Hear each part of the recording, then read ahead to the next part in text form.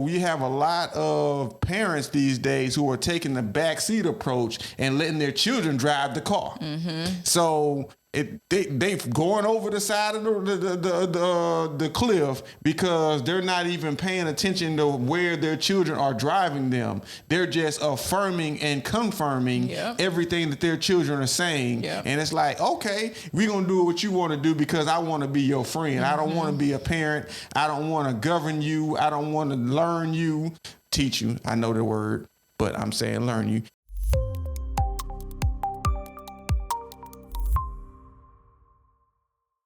What is going on, everyone's? We are here and we are back with another episode of Is My Point Valid? Yes, indeed. I am yours truly, Brandon D. And I am Camille A. Stalker. And like we always do at this time, I likes to shine. I likes to shine. Throw your hands up in the sky. Okay. We're going to repent after this. But anyway. I'm going to get on this TV, mama. You going to put it down. Yeah. Hey. But no, let's reel it back in.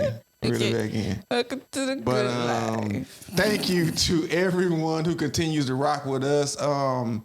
We appreciate all the love and support. If you get any value from our content, or if you like the conversations that's being had, make sure you hit that like, you hit that subscribe, you hit that share, and you do all that good stuff to help us grow, because these are the conversations that need to be had. And like I said before, we appreciate it. But we're going to go ahead and get into this episode. And the topic for today is going to be, what about the children? What about them children? And today in 2024, it's a big topic of discussion that families are no longer valued, marriages are no longer valued. Anything that helps society continue on in a positive direction is no longer valued anymore. And the question is, why don't we value children and families like we did before? And why are we so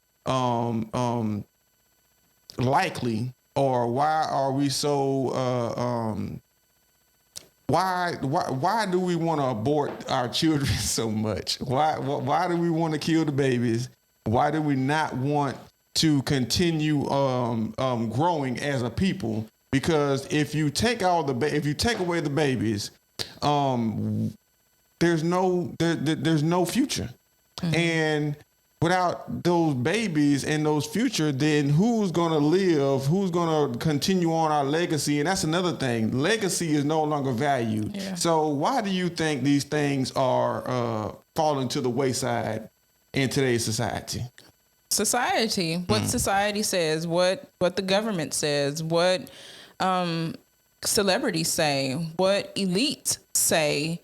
And the crazy thing about it is they're telling common folks not to, commoners, they're telling regular people, don't do this because you can't afford it, because you have to look at your career, you have to do these things. But on the flip side, they're having their children, right? Because they know that what the future needs is children. But they're saying we don't need your children. So that's how I feel about it. But I think society is saying, hey, don't do that. You want to go to school, women, you want to go to school, get your college degree. Don't marry until you're ready. Live your life. Until you're settled, until you've made your money. And then when the time comes, when you feel like you've done everything that you've done in your life, go ahead and have children. And for me, I think that is selfish. I think that is very selfish, because we were put here on this earth to marry. A man and a woman were put here on this earth to marry and to have fruit, for your fruits to multiply. Now, if you have 2 children, if you have 3, if you have 8, if you can afford your children and you feel that your children are blessings to you, then have as many children as you want, right? But I feel like that is what we were put here to do. Absolutely. I feel the same way. And like I said, without the children, what is there? because you have a lot of people, and I think there's a big disconnect. There's a big space in between there, because you have the same people who are saying that I don't want no children, I don't want to procreate and all that. They're forgetting that they were once children. Mm-hmm. So if your parents had that same mind, then you wouldn't be here. Mm-hmm.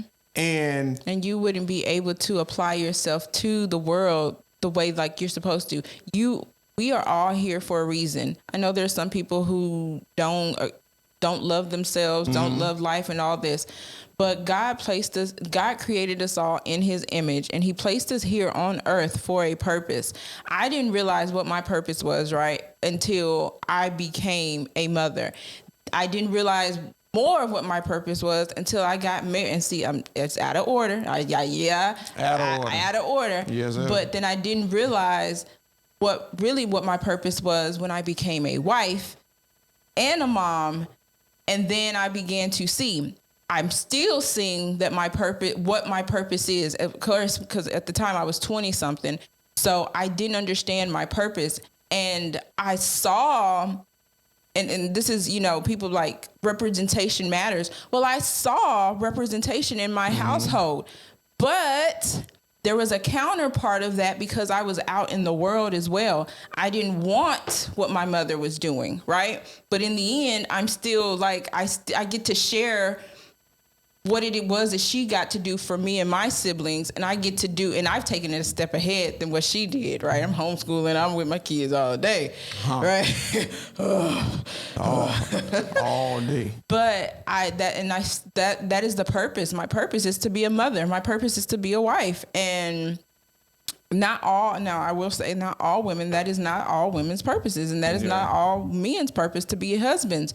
But I think majority of the world, that is what we are supposed to be doing, and we should be getting married and we should be having children, because what did they say when they be like, when you don't know if your child will be the next person who cures cancer, right? Absolutely. You don't know the president. Your child that you will be able to bear what purpose are they putting here, going to leave? What did they say? Your footprint on the earth. Are they going to be, and then we look at children as, well, they have to be up here. They have to know, they have to be the smartest, and they have to be the most educated. Well, maybe we need some children who need to be janitors, right? Maybe we need some children who need to be steel workers, to be welders, job. That helps the world turn. And that eliminates the AI of it all, because y'all want to be so dependent on AI. Well, let's focus on man. We want technology so much that we forget that, well, when technology takes over, you see all the movies, right? Who gonna save the world? Like, y'all ever seen Maze Runner? You got the kids and the thing, and the kids have to save it, but it's still a setup or whatever. But anyhow, we need the children, because we need the children to have purpose. Absolutely. And on the other side of that, there are a lot of, because even though it seems like there's a lot of people who aren't having children, there's a lot of people having children. There are a lot of people who are having children. And you can tell when you look at, just being outside in the world, exactly. and you can see that children are being made. Right. But so that's what I don't understand.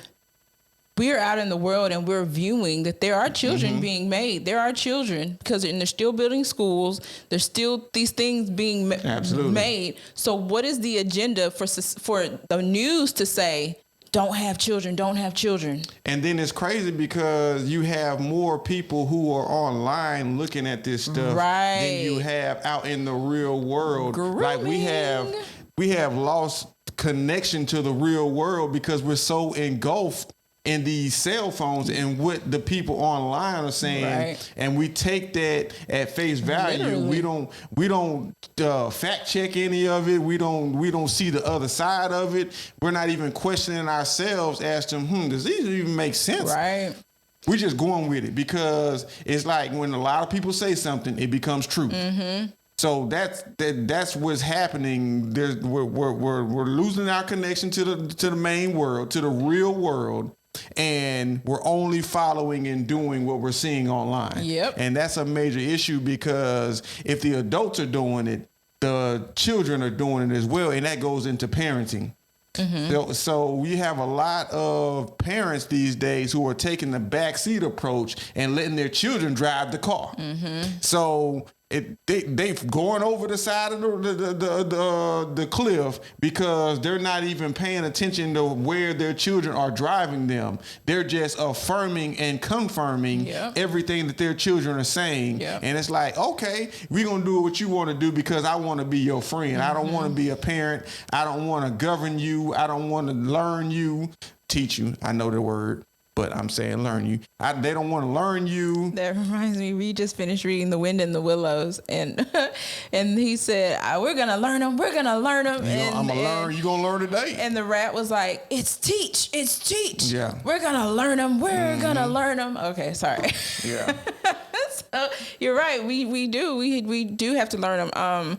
One thing that I have learned myself, because I am a parent, of course, but I always like to throw my little 2 cents in about being a homeschool parent, which is not a difference. There's not really a separation from parenting and homeschooling. Like it's not a difference. But you were saying how parents take their phones and let children do whatever it is that they want to do, and then we see that some people are like, well, I can't discipline my child or all these things. Well, I used to be a firm believer of, okay, we gonna whoop something, right? We gonna whoop. Yeah. And then the Lord says, train up a child in the way they should go. You discipline them, spoil the child, spare the rod, spoil the child. And of course, sometimes it's the pat or whatever. But what I've been learning to do is to really have conversations and tasks. They have certain tasks that they have to do, or chores. I don't even like to say chores, but certain things that they have to do. So just an example, this morning, Isabel had to cook the eggs. She don't want to cook. She didn't want to. She doesn't. Her thing is, I don't want to cook. I don't want to do the thing. Well, and another one of her tasks is to unload the dishwasher. She's the unloader. I don't want to do that. She didn't do it this week. Well, she did maybe 2 days. Anyhow, but this morning it was that she said, I want to make fried eggs. And Ava and I were like, we want scrambled. And so she was so determined in her mind that she was going to make fried eggs. I'm like, hold on. Who's going to eat that? We don't want the fried egg. We want scrambled eggs. But my point in saying all of this is that's discipline. Right, that's a form of discipline. Now you might she shouldn't be cooking eggs. Yes, she should, because eventually she's gonna have to feed herself. She's gonna have to feed her family. So in that task of, might as well learn early. You have to learn early, right? And it's something that she didn't want to do. Well, you're gonna learn to do, because a lot of the time there's a lot of things I don't want to do, but I have to get up and I have to do it every day. Absolutely. And we're not teaching our children that. Oh, it's okay, buddy. You don't have to do that because you don't feel like it. No. Feel. It's all about feel. No. Yeah. Get your behind up. You better go do something. Do something. Yeah. And so in the end, after her making the eggs, there was a satisfaction of, oh, my eggs came out well. My eggs came out good. And them eggs was good. Okay?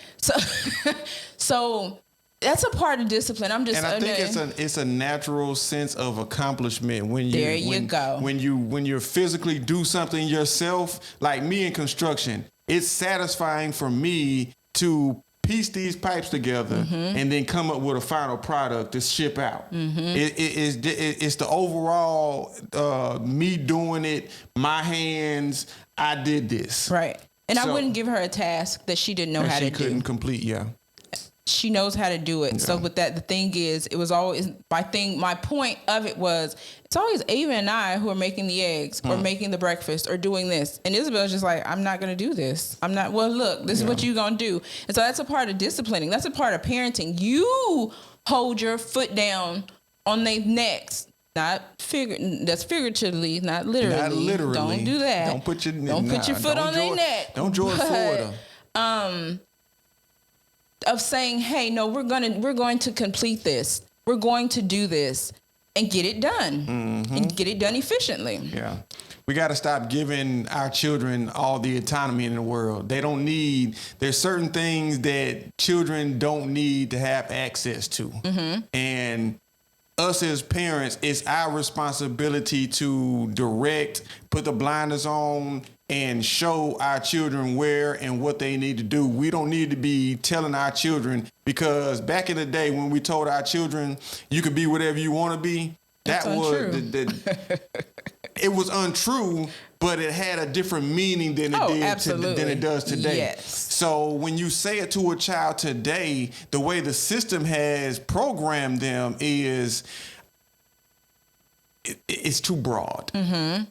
Really, it's way too broad. We can't use those type of words, because children will take that and be like, oh, well, my mom said I can be whatever I want to be, and it has nothing to do with occupation, but I can be what I want to be. And today I feel like this, and tomorrow I may feel like this. We have to stop operating off these feelings. There has to be some kind of logic in the equation, because when you operate solely on feelings, things change rapidly, and you're not necessarily moving or shaping your children around morals and values. It's all in how you feel at the time, and that can be very dangerous, because if they're angry, they may feel like, oh, I want to go pew pew something, and that's where we're having all of these issues with within the schools, and at home, and all of that. And with that, I'm gonna push back just a little bit with that, because I don't even think it has to go to the pew pew.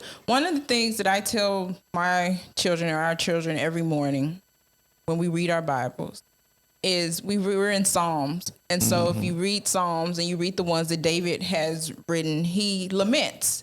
He grieves first. He feels the grief, and then at the end of the psalm, he's rejoicing. We praise God, right? And so one of the things that I always tell my girls is, whatever emotion you're feeling, feel it. Feel it. If you are angry and that you need to shout, then do it. But there's also understanding and control. Self-control. And then when you feel that feeling, you pray, and then you walk away from it.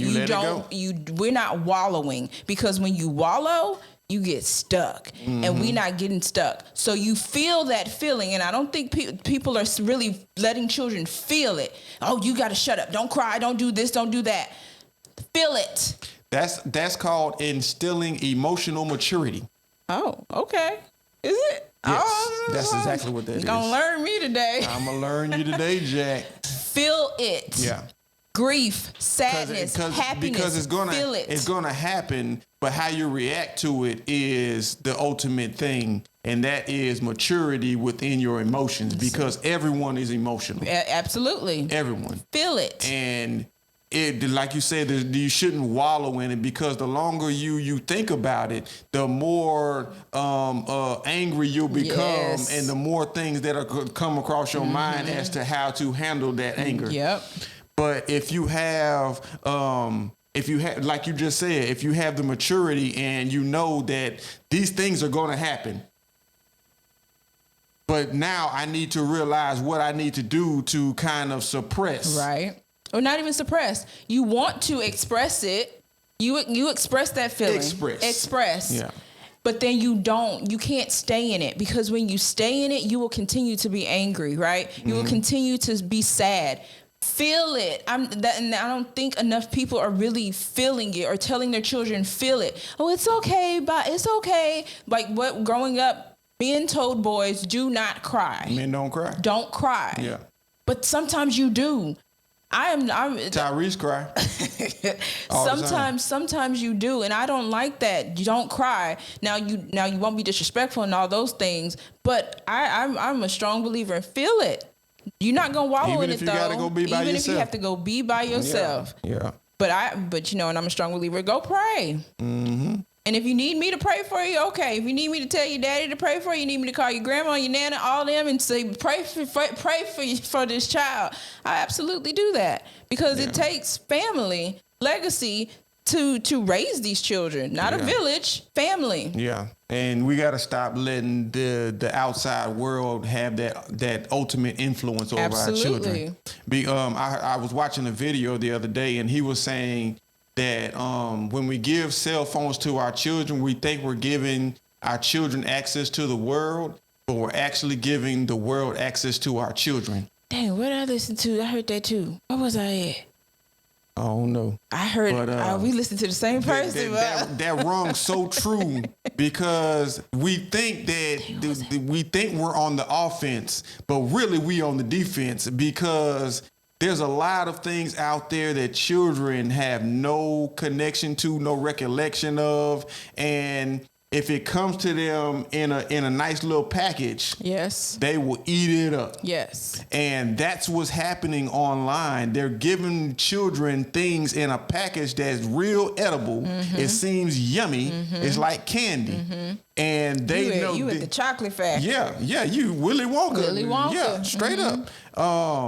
But that's how they're giving it to them. And if you haven't taught your children to recognize these type of things, they'll fall for it every time. All the time. Every time. And even if they don't fall for the first time, these adults are real clever with revamping, repackaging, and redelivering, and seeing if they'll get some more people to bite. It's just like marketing. Yep.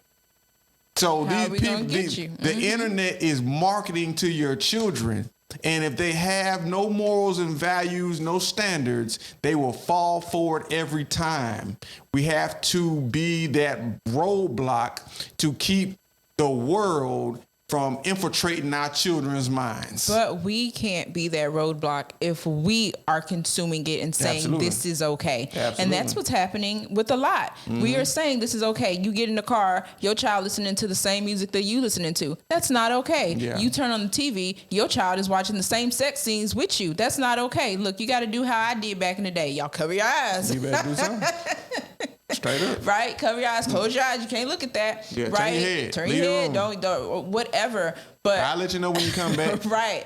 And so we're parents aren't doing that. And I cannot put myself in that, because I am very conscious of that. No, y'all got to go. You can't watch that. Go play. We're not listening to that. We're not reading that. And I explain things. I used to be against that too. I'm not explaining anything. Well, children need to know, because if they don't know, that's a part of education. If they don't know, then they're gonna, what you just say, they're gonna do the mistake. They're gonna make the mistake.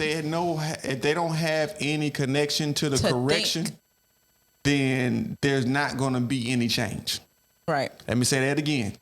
If your children don't have any connection to correction, there's not going to be any change. So it's on us. And we can't depend on the school system to teach our children these essential life skills. That is not their job. It's not their job. Their job is math, reading, English, and all that stuff, the fundamentals of learning. But you know what? Even on that's not really on them either. That's on you too. Yes, because I remember my mother back in the day, and we're going to get into the era that we come from after. This is going to be a nice little segue. But my mother taught her children how to read before we even touched the school. Mm-hmm. Basic math was learned before we even touched the school. Mm-hmm. So we already had a concept of what needed to be done before we even touched the school. Absolutely. So we already knew in our minds that things needed to be done like this. So it was harder for a teacher or a school to reinstill their way of doing things. Yep, there you go. And that's what it is. We need to teach our children the things that we want them to, or we need them to know the most. Before they go in somebody else's face. Before they even touch any other influence, they need to have that from the parents. My sister and I had that conversation, because she was telling me that now in kindergarten, they are sending children to school. Parents are sending children to school not potty trained. And when I tell you I went dumb face because excuse me. What? We ain't changing diapers We not like at no elementary school. It's school, and in kindergarten, like you said, what your mama did for you, I'm pretty sure I knew. I don't remember very well, right? Kindergarten. Very well. I do remember my sister being prepared, and then if I look at me, that teacher, Ava's first teacher in kindergarten, was like, "Are you sure she didn't go to daycare? Are you sure?" I taught my child. I don't need daycare to teach my children what she needed to know, and of course, she was like a first-year teacher, so she didn't understand. But like, no, that shows society where your values are. Are you sure? No, I'm sitting in front of you. I don't have a reason to lie. I taught my child because I am capable, and a lot of parents have to realize you are capable of doing the thing. Didn't you birth this child? You have this connection with this child. You fed this child. Nobody know more about your children than you. It's your child. It's your children. It's yours. Yeah, straight up. No teacher. Stop telling them to shut up and get away from me. No teacher should be like, well, Billy has the ability. You should know your child has the ability. Why aren't you pushing your child to be great in whatever section it is that he needs to be great, or him or her needs to be great? That your child is your responsibility. Your responsibility. I will. You can argue me down all you want. That it. What's that? Kamala Harris. She has a saying, and I think it's funny because her saying is, we're not going back. Let's not go back. Let's move forward. And the crazy, what's the vice president, the man, Tim Walz, his wife, she was like, we're doing this. We're turning the page. No, we need to go back. We need to go take some pointers from way back when in the 80s. Well, you need to go back to You need to go back to fundamentals. You need to just to the fundamentals. What is y'all need to go back to some classical education, but the fundamentals is God. What is missing? Yeah. What is missing in a lot of households? See, we talk about the man missing and the woman not having a man and the woman having all the babies. That's a part of it. But what is missing? God, y'all believe in evolution. Y'all believe that we evolved from apes. Y'all believe Charles Darwin. Y'all believe his cousin. I can't think of his cousin, but he came up with it before he did, and he wrote the book. Like y'all are believing these things, and it's not true because you're believing everything else except that we were created. But y'all want to be evolved. I don't want to be evolved. I'd rather be created and know that I've come from some type of substance. Y'all love the creation more than creator. Some type of substance. God is missing. That is what is wrong. Discipline. There's no. You're not doing it right. Structure. No structure. My child foundation. The child-led educating and all this stuff. No, man, I ain't letting no child be leading no adult. They got this child pastor, and I do not like listening to him because I'm like, this is a child. He doesn't know because we don't know. This is a child, and he sounds real good. I don't know who's teaching him, coaching him up, but he sounds real good. But I know in my mind that I can't be really listening to this child. Because he ain't been here long enough to be teaching grown 30, 40, 50-year-olds. But have you noticed, I'm going to be funny real quick, have you noticed that these children think they know more than us? Yes, they do. Yeah. I've been on this earth 33 years. And they'll talk to you in the most 11 and 9, condescending. and you know more than me? They'll talk upside your head like you don't know what you're doing. You ain't been here long enough. And I be looking at them like, come on, man. Look here, because I can't step over some bounds with my mama because I ain't live what she lived. Right now. Not right now. Straight up. At my big age. You understand? Big age. So how you gonna tell me? I dare you to go talk to your grandma like that. I bet you won't. I bet you won't. I bet you won't. I triple dog dare you, ain't you? Straight up. Triple dead dog. Like these children just think they just know. They think they know. No, just because you. Please go sit down somewhere and let me learn you something today. Let's. I'm glad you know it, but look here. Yeah. Look here. And you better watch how you talking to me. You better watch how you talking to me. Watch your tone and keep your hands on your head. Okay. I don't know about the hands on the head, but watch your tone. Watch our tones. Yeah. Mm-hmm. But we need to get back to some old school. Back when our mamas was younger. I don't know if this might have been after your time, but before your time. This might have been before your time. But you remember they used to paddle kids in school? Yeah, that wasn't in. Say, they used to whoop some behind at my elementary school. The parents would give the principal permission to whoop you, and anytime you get out of line, you go right in there. He had a paddle. He get you right. And that's what's also wrong with today. That's abuse.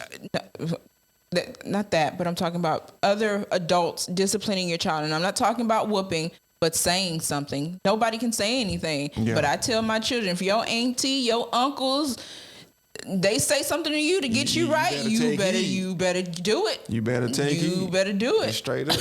And I pray I have that same permission from them. Yeah. Get them right. Yeah. But like I said before, mentally, physically, emotionally, all of that.